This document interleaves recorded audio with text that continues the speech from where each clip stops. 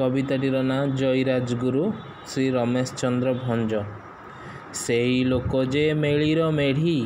ସବୁ ଆକଟ ଦେଇଛି ଏଡ଼ି କଥାରେ ତାର ମାତି ପାଇକ ଜାତି ଉଠୁଛି ତାତି ଫୁଲେଇ ଦେଇ ଛାତି ଆଶାରେ ଭରି ଉଷୁମ ଲହୁ ଭାଷାରେ ଭରି ମୁକତି ମହୁ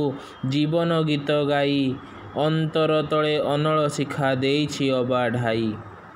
ପାଗଳ ପ୍ରାୟ ପାଇକ ପୁଅ ଛୁଟାଇବାକୁ ରକତ ସୁଅ ସଜାଏ ହତିଆର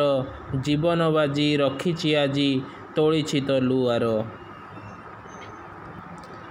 ଆହୁରି ବୀରେ ବହୁତ ଦୂରୁ ଢେଙ୍କାନାଳ ଓ ସମ୍ବଲପୁରୁ ଦେଲେଣି ଭୀମ ରଡ଼ି ରକତ ମୁଖା ହେଲେଣି ସବୁ ସେନାବାହିନୀ ଗଢ଼ି ଥରି ଉଠୁଛି ରସୁଲକୁଣ୍ଡା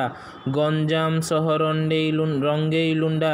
ଗଣ୍ଡାକୁ ଗଣ୍ଡା ଭେଣ୍ଡା କୁଜଙ୍ଗଠାରୁ କନିକା ଯାଏ ଖୋଲି ଦେଲେଣି ଖଣ୍ଡା ମୁକୁନ୍ଦ ଦେବ ଠାକୁର ରାଜା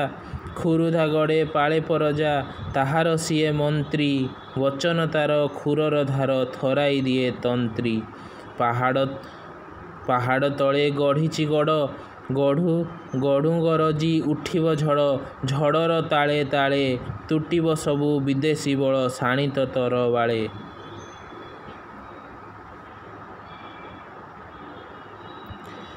ରାଜାର ଯିଏ ସେନାନାୟକ ବୈରୀକୂଳ ବ୍ୟଥାଦାୟକ ବକ୍ସି ଜଗବନ୍ଧୁ କରିଛି ପଣ କରିବ ରଣ ଛେଦିବ ଶିର କନ୍ଧୁ ଭାବିଲେ ଗୋରା ସିପାହୀ ଦଳ ତେବେରେ ଏଠି ସରିଲା ବଳ ଧରିବା ନିଜ ପଥ ଖୁରୁଧାଗଡ଼ ସହଜେ ଆଉ ହେବନି କରାଗତ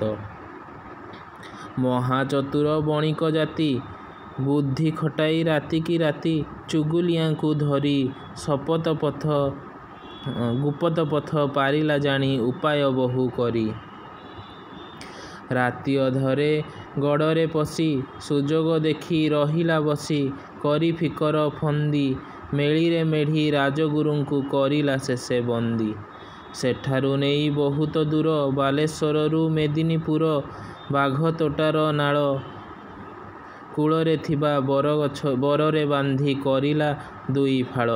କୁଆଡ଼େ ବହି ଯାଉଛି କାଳ ଗଲାଣି କଟି କେତେ ଯେ ସାଲ ରହିଛି ଏବେ କଥା